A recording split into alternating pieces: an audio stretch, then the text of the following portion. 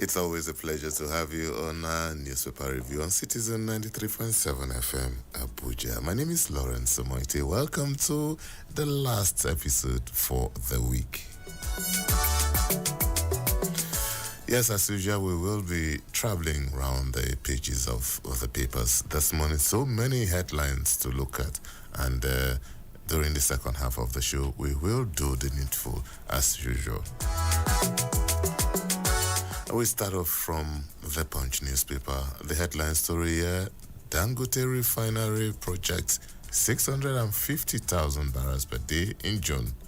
It also plans crude oil importation. INEC deletes 7,746 diseased persons from voter register. And governors propose new VAT sharing formula, OK tax bills. And Fubara, Wike camps clash as police occupy Rivers PDP secretariat. And Pengerson projects petrol price hike as crude cost rises. 12.3 billion naira fraud, EFCC to arraign Otudeco ex First Bank MD on Monday. And Governor Adeleke imposes fresh curfew on warring Osun communities. And federal government not involved in setting fuel price. This is according to the minister. Military kills 6 Lakarowa terrorists, recover weapons in Sokoto State. Rowdy session in National Assembly as IG defends 2025 budget. And we move on to the Nation newspaper. Governors back tax reform bills, seek adjustment to VAT. And foreign fighters behind terror attack in Northeast, says Defense Headquarters. And federal government's economic reforms on course despite Sanusi's doubt. Okay. Alleged 12.3 billion naira fraud, EFCC to arraign Otudeco ex First Bank MD and Bade Gashin to court. Void Owade's choice as a laughing.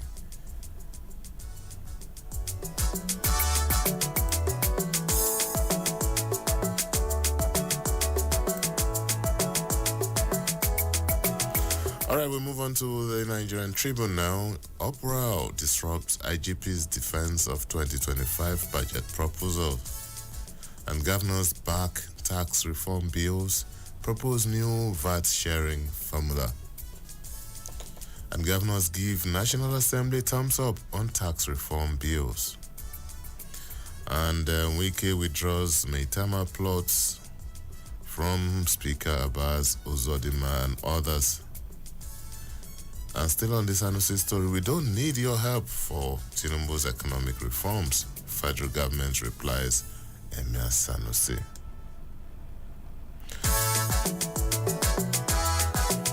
We move on to Leadership newspaper. Federal government caps telecoms tariff at 60%. Okay. Daily Trust is next now. And Abuja, Kaduna, Kano Road ready in 14 months. This is a promise by the federal government. And no more tax clearance certificate requirements for admission into Kogi tertiary institutions, Governor Ododo. And why completion of Odopani Ikorekpene Road is dragging. This is according to Julius Berger. And U.S. removes Cuba from terrorist sponsors list. And this absurd story in Australia: woman poisons baby to get online donations. The things you hear. And foreign fighters responsible for resurging terror attacks, according to the Nigerian military.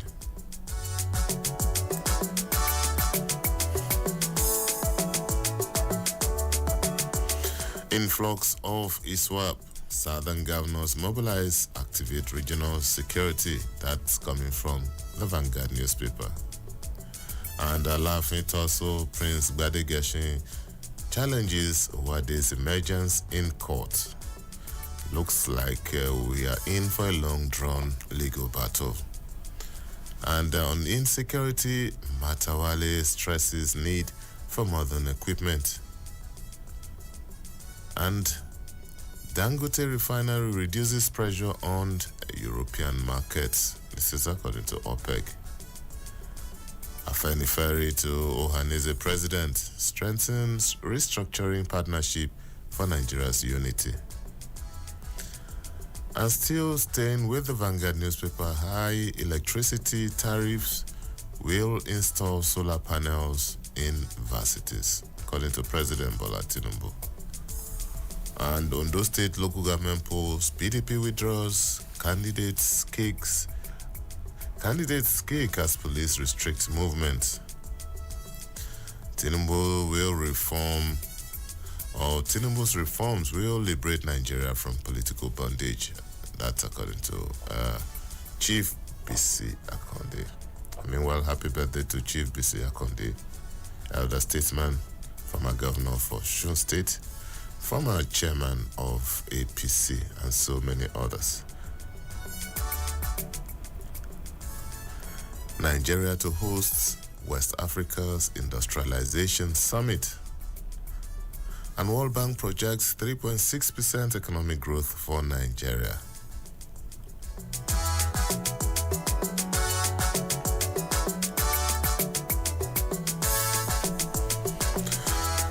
All right, we move on to the Guardian newspaper now. And the lead story here, war against terrorists. Caught in the middle, survivors count cost of accidental airstrikes. Tax reforms, governors, presidency shelve tax hike. Okay, tax reform, governors, presidency shelve VAT hike, agree on new revenue sharing formula. And ICPC to arraign El Rufai's ex-appointees for alleged 64 million naira fraud. And CBN targets 70% improvement in payment turnaround time. DHQ blames external forces, local collaborators for terrorism surge in Northeast. And still talking about the International Labour Organization, 402 million people unable to find jobs globally. UAE leader accepts Tinubu's invite to Nigeria. And 2025 funding tackling out of school menace top expectations. And prison congestion group targets 30% reduction in pre-trial detention. Man arrested for allegedly stabbing father to death in Delta. Police seals PDP secretariat in Rivers over leadership crisis. And still staying with Rivers State, Rivers confirmed 9 deaths from suspected cholera outbreak. And federal government NIMSI launch digital cards to assist farmers, others. And talking about the new Ohanaeze leadership group accuses Azuta Mbata of sacrilege against Ikure land. Okay.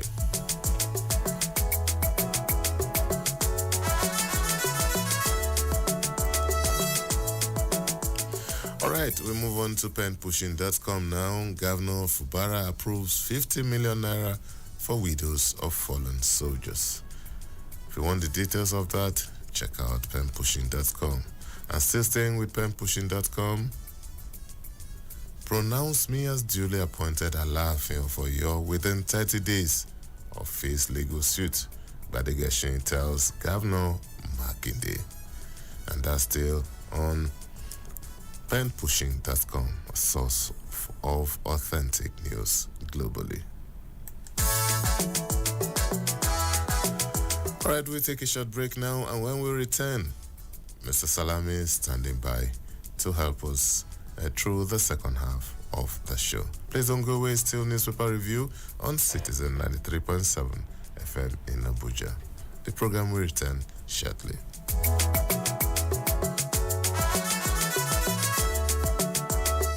Wake up. Reach out. Speak up. Speak out. You are the voice of a new generation.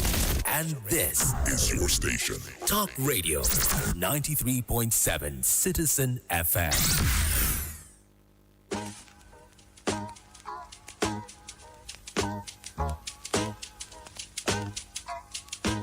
Need a lift? Feeling low, bored, or confused?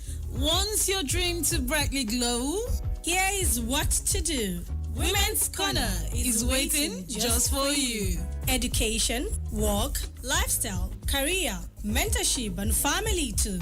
We will tackle the issues, provide solutions, and see you through. Finding your voice, reaching high, and making an impact. Women's Corner, where knowledge can fly. Join us every Mondays and Wednesdays at 1 p.m. for inspiring stories and practical advice to reach all your glories. It's Women's Corner on Citizen 93.7 FM, Abuja. Woman don't suffer, lower everybody. Suffer, enjoy forever. Did you miss out on the news during the week? Not to worry. A retrospect is here to make up for the missed information. Retrospect is a complete package of all the major news headlines that made the airwaves from Sunday to Saturday. Join me, Esther Musu, on the program Retrospect on Citizen 93.7 FM Abuja every Sunday at 6 p.m. Retrospect. We keep you informed.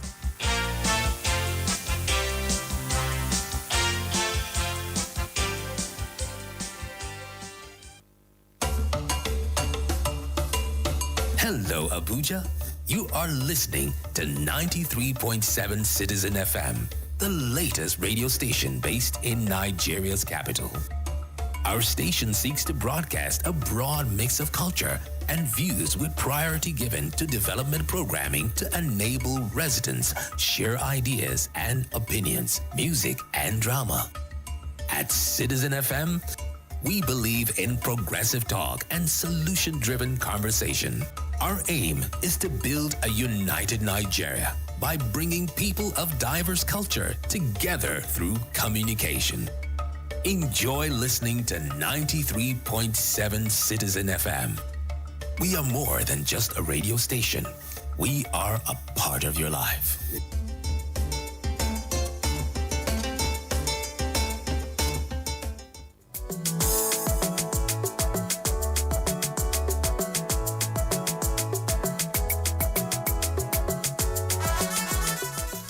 So much for staying tuned. It's still newspaper review on Citizen 93.7 FM here in Abuja.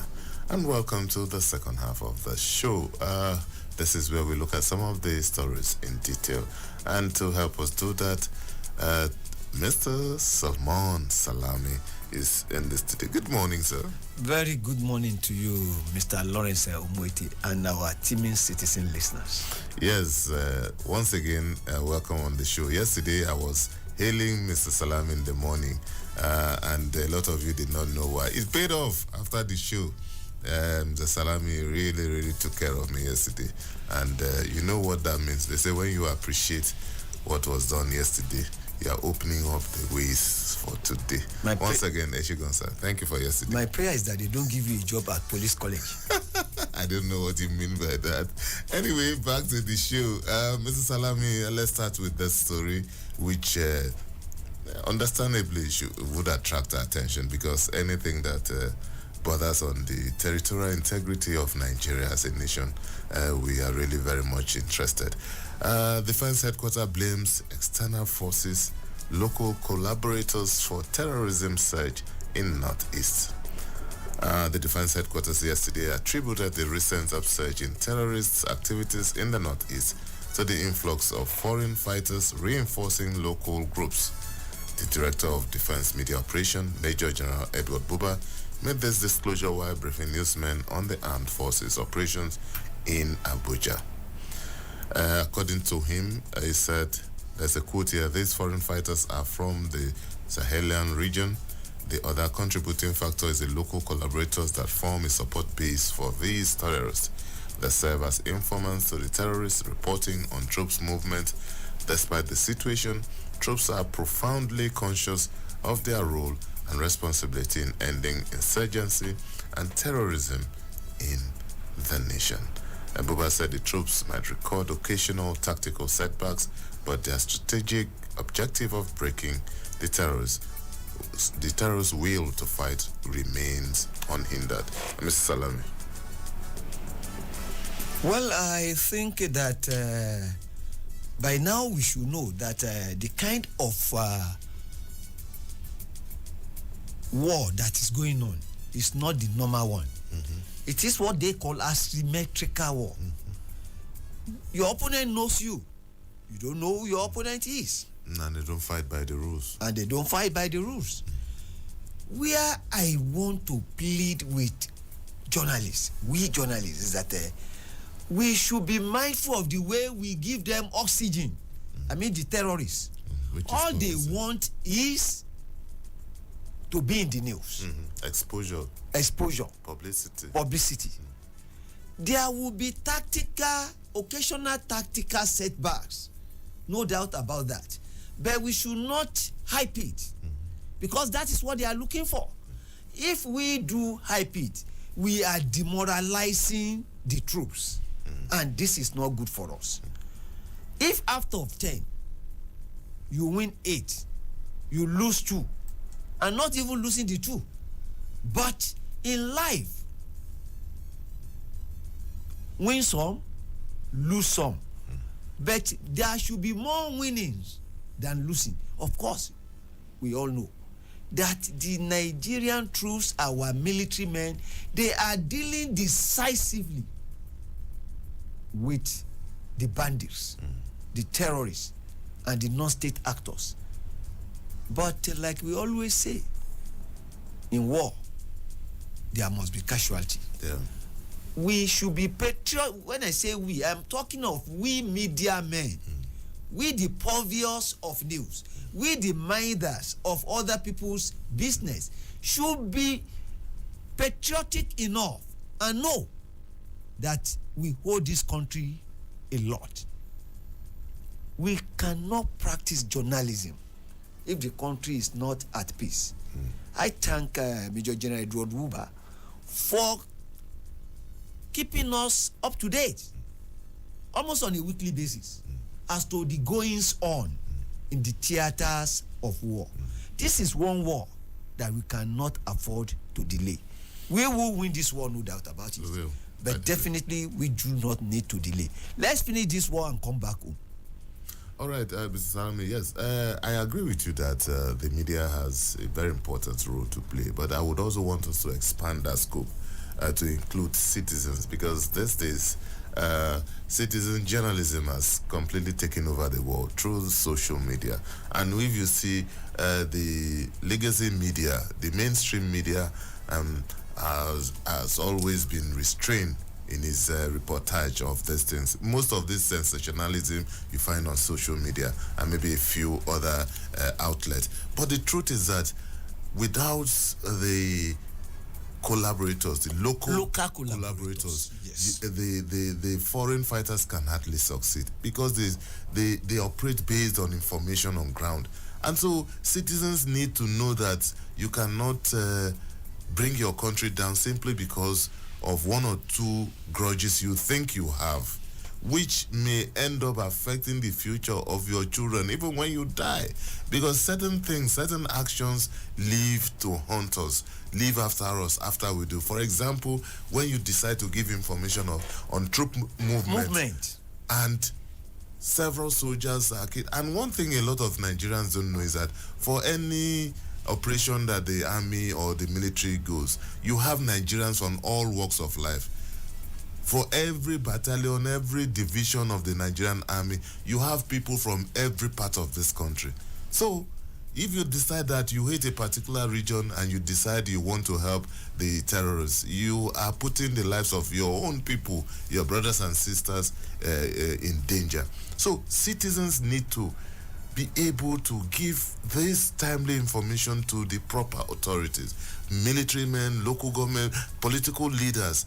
This is what we think, and we need to be security conscious, because every time it bleeds my heart when one Nigerian soldier is caught in a crossfire. It beats me because I know the sacrifice it takes to wear that uniform, and we always want to appeal to Nigerians, especially the young ones, because don't get carried away by what politicians, most of them who are older, who have lived a better life and are perhaps on the departure lodge, and you are in your 20s, you want to, because of that, ruin 40, 50 years ahead of you. No, this is not. You need to put up your thinking cap. You need to ask relevant questions. Why are they saying this? What were their comments? What were their behaviors 10 years ago, 20 years ago, when they were in the corridors of power, or when the situation favored them? How did they behave? I've been saying that there is no need to inherit other people's enemy. Don't inherit other people's enemy. Our younger ones should ask relevant questions. I've always been saying it again, that no rich man will fight another rich man because of a poor man. They belong to the same class. He will not commit class suicide. No.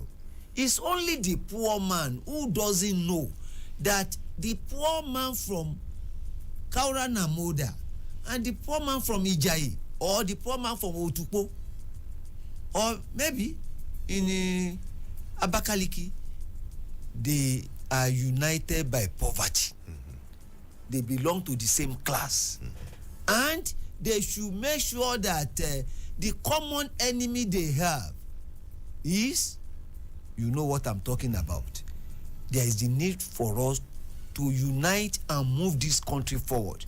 If you give vital information to the enemy of the country simply because of pecuniary gain, or because you do not like so and so, honestly, it is an ill wind. It will not blow anybody any good. All right, you can join the conversation. The phone lines are open, 0903 22 29797. You can also call 0818 22 22205 or 0818 22 22206. You can also send a WhatsApp message and we will react to it. Mr. Salam is still staying with security matters. Boko Haram ambush. UN demands justice for 40 killed in Borno. The United Nations has condemned the killing of 40 farmers and fishermen in Dumba community of Borno State and called for justice. Meanwhile, the Borno State Governor, Bamagana Zulum, has warned farming and fishing communities in Baga against collaborating again with Boko Haram fighters. UN humanitarian coordinator in Nigeria, Mohammed Fall, stated yesterday, say he was horrified by the massive killing. There's the urgent need for justice to the victims. And Mr. Salami, this also reinforced what we have been saying. Thank God that the United Nations has also weighed into this, and they are saying that the state actors, which they believe, the non-state actors, which they believe were responsible for these killings, should be dealt with. Well, I keep on saying that what is good for the goose is always good for the gander. We should know the limit of human rights, especially in this our own circumstance. A situation whereby citizens, unpatriotic citizens, will give information as regards the movement of troops to the Boko Haram, to enemies, or any enemy of this country, is, to say the least, unacceptable. And you feel they should leave those people to continue? We have been saying it. This war is our war. Collectively, we can defeat the enemies of this country. Absolutely. There is the need for all of us to do our bit, and we all have something to do. Stop giving information regarding the movement of troops to the bandits. At the end of the day, what goes round comes around. Whether you like it or not, you will be part of the loser at the end of the day. And Nigeria is our country. We hold this country a lot. It is a good country with good people. All right, Mrs. Salami, back home in the southwest, influx of ISWAP, southwest governors mobilize, activate regional security.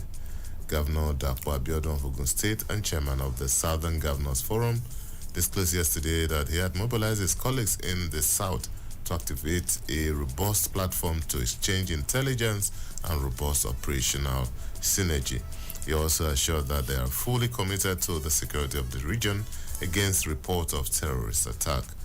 Recall that Governor Seyi Makinde of Oyo State recently raised the alarm that bandits fleeing military onslaught in the northwest are coming down to Oyo for refuge. Mr. Salami, this goes to show that one, the decimation of the insurgents is becoming hotter and hotter in the northwest and even in the northeast. And naturally, if they are not fleeing outside the country, they'll be coming down south.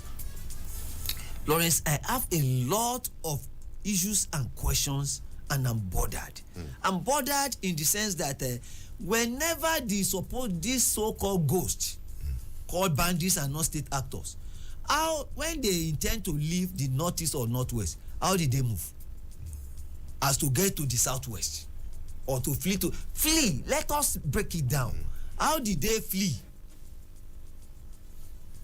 You mean they will leave the northeast and northwest and they will get to the southwest without anybody seeing them? Mr. Salame, one, you have to look at the topography of Nigeria.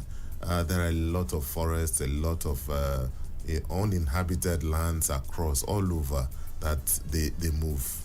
You know, when you hear stories there are no roads in the forest. But how do they move? How do they move? These are the questions. When you hear stories of people who survived kidnapping and how they were moved from the main road and they walked sometimes 5, 6, 7, 10 kilometers inside the bush, you begin to understand what this is all about. Even at that, they are not ghosts.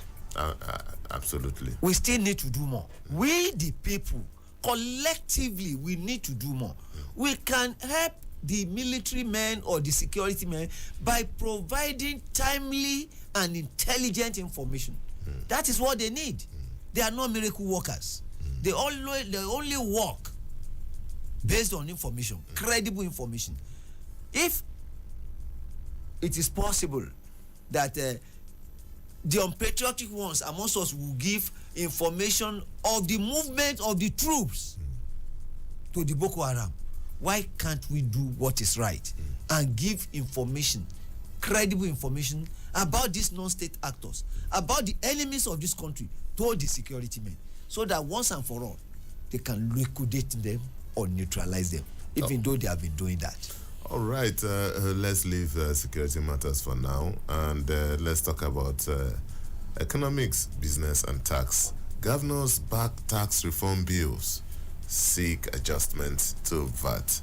The debate on the value-added tax component of the tax reform bills shifted to the Nigerian Forum yesterday.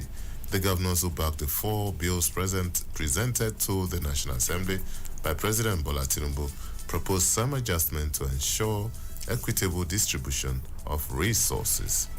And the VAT sharing formula requested by the governors is 50% for quality, 30% for derivation, and 20% for population. The NGF proposal contradicts the federal government's 20% for equality, 60% for the derivation, and 20% for population contained in the bill. Mr. Salami, it looks as if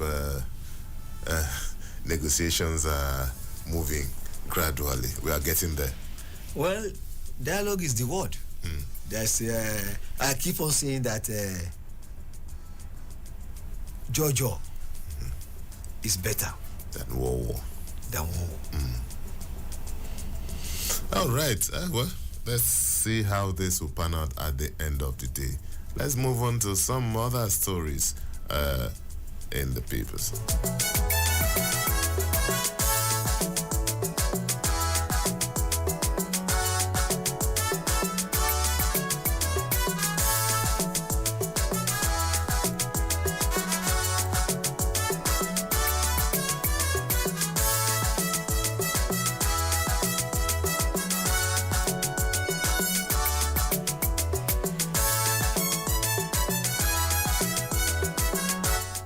All right, let's move on to Nigerian Tribune. Meanwhile, you can call us on our phone lines. The three of them are open now, 0903 2229797. You can also call us on 0818 2222206. Mr. Salmini, the Tribune has a story, Opera disrupts IGP's defense of 2025 budget proposal. Disagreement among senators and House of Reps members over procedure disrupted the 2025 budget defense of the Nigeria Police Force. A shocked Inspector General of Police looked hopelessly as he watched the unfolding altercations among the lawmakers. Eric Betokun was at the National Assembly to present the police estimate to the Joint Senate House and Committees on Police Affairs. At least one senator, Senator Onyeka Nwaiboy, angrily abandoned the session in protest, saying that his privilege had been breached. Trouble started as the IGP read his budget speech, specifically highlighting the provisions made for various projects, including the plan to put in place 5 zonal police headquarters in the country. A lawmaker from the House of Representatives began interjecting, disputing the figures read out by the police chief. According to him, the figures the IGP read were different from those contained in the copies of the speech given to the committee members. Mr. Salami, disagreement like this are always very... It's not unusual. Not unusual when you have joint committees and when you have meetings for budget defense. Well, I think what is more important is the interest of the masses at the end of the day. I think dialogue is still the watchword. And I also think that they should allow robust discussion to take place in such a manner that at the end of the day, the statement, the financial statement, because budget is nothing other than financial statement of intention. If this money comes in, this is how I intend to spend it on so and so. And I have been saying it. The citizens too should police what is going on. Very important. If money is voted for pipe-borne water in Ijayi, Abeokuta South local government, the people of Ijayi should monitor it. That so amount has been budgeted for so project or infrastructure. It is in your interest to monitor it. It is this lack of monitoring that allows all this corruption. You will be shortchanged if you don't monitor. You must take interest, or you must show interest. You must have more than a passive interest in what is going on. And I think the government should help the people too by ensuring that the budget, when passed, is made available to the people. There must be aggressive media reportage of what is contained in the budget. This is not too much of a job for the National Orientation Agency to undertake. Yes, especially, and also, Mr. Simon, in this day and age, these things are found on the internet. And one way to go about it is not to look at the whole budget. Look at sectors that interest you and that have direct bearing to you, maybe in your local environment. And we are not also talking about only the federal budget, the state budget, and the local government budget too. You need to have more than a passing interest on what goes on. That maternity hospital that has always been in the budget for the last 10 years without any implementation. It's time to ask question. What is happening? That major road that passes through your village to another village that keep on reoccurring in every budget year. Ask question. What exactly is happening? These are ways to hold our leaders to account. Well, still staying with the Tribune. Remember yesterday we read the story of Emir Sanusi saying, giving his opinion about the government and its policies. And the government replied, yes, yesterday we couldn't take that reply, but we have it here. We don't need your help for Tinubu's economic reforms, FG replies Emir Sanusi. The federal government has reacted to a recent remark by the Emir of Kano, Mohammed Sanusi II, who expressed his unwillingness to help the current administration of President Bola Tinubu. The federal government, in a statement signed by the Minister of Information and National Orientation, Mohammed Idris, said the Tinubu-led federal government doesn't need the stamp of approval of Emir Sanusi on its laudable policies. According to the statement, even though the Emir, like every other Nigerian, has the right to express their opinion in form of condemnation or criticism, the federal government expressed dismay that a leader, more so one from an institution that ennobles forthrightness, fairness, and justice, would publicly admit to shuffling off saying the truth because of personal interest hinged on imaginary antagonism. This is Salavi. Politics. Politics and politics. You see, there is no need to even say that in whatever statements politicians make, it's always laced with their interest. Exactly. We are either for or against. And of course, we know what is playing out in Kano. The emirship, the tussle around that office is still there. And I think we should rise above certain sentiments, especially if it has everything to do with national development. I have tremendous respect for Emir Sanusi Lamido Sanusi. No doubt about the fact that he's cerebral. No doubt about the fact that he's a patriot and is, to a large extent, a pan-Nigerian. You could see how he reacted when his good friend died. The former MD and CEO of Access Bank. It only shows that in Nigeria, we are one. We are either related by business, by marriage, or by politics. In one way or the other, we are all related. And we should strengthen our relationship. We should highlight those things that unite us than those things that divide us. And I want to believe that Emir Lamido Sanusi has sufficient access to the government. And there is the need for circumspection on both sides. I believe that the government needs him. That we don't need you is not a particularly good statement. And that is the truth. They need everybody. If you are wiser than the man speaking with you, please listen to him. Listen to him first. If you are convinced that you are wiser than the man talking with you, please still listen. Be humble enough to listen to him. All right, so we're talking about Mr. Salami talking about the Kano emirship tussle. It looks as if we are about to also witness another tussle, this time in Oyo State, talking about the throne of the Alaafin of Oyo. Gbadegesin to court. He has gone to court, void Owade's choice as Alaafin.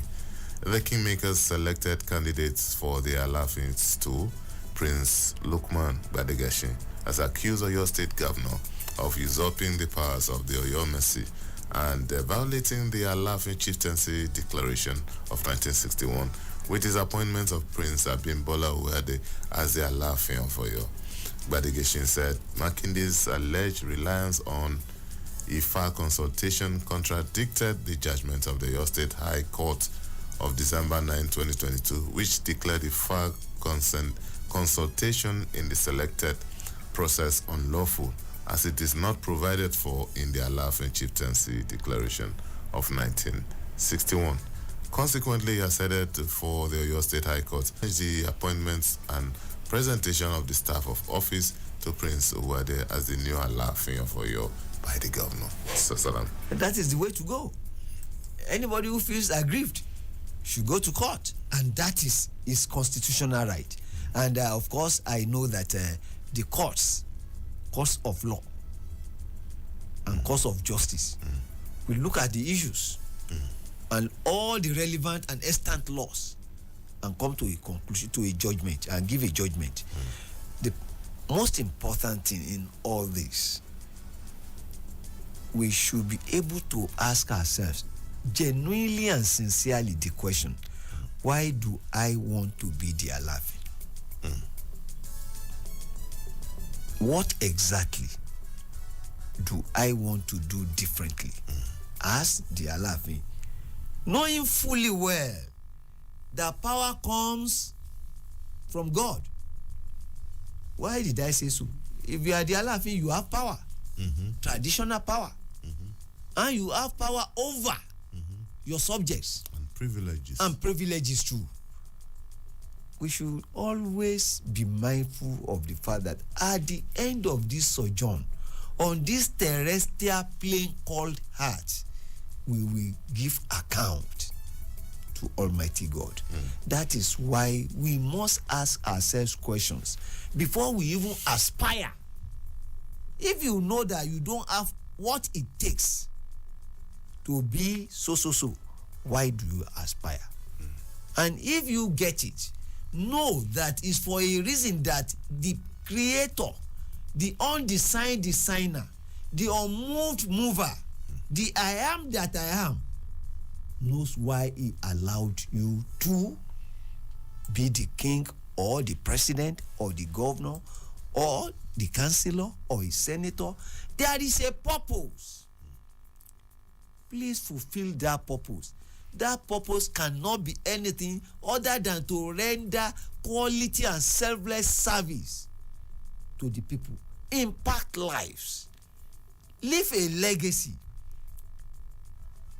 Shun acquisitive instinct.